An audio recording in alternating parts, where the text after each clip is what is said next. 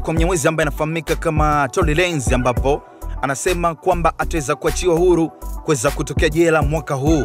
Na Lanez anasema hayo ni kwenye auto ya albamu yake mpya ambayo aliweza kuidondosha. Ilikuwa ni siku ya tarehe 7 ambayo ilikuwa ni wiki iliyopita, yani Ijumaa iliyopita.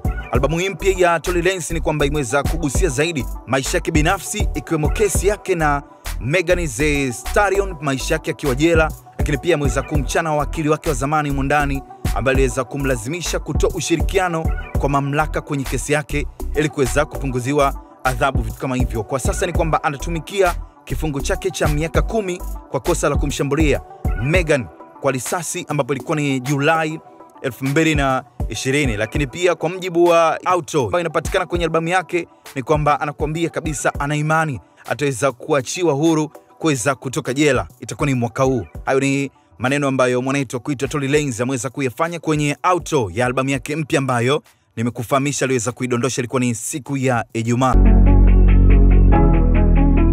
ST Bongo, nyumbani kwanza.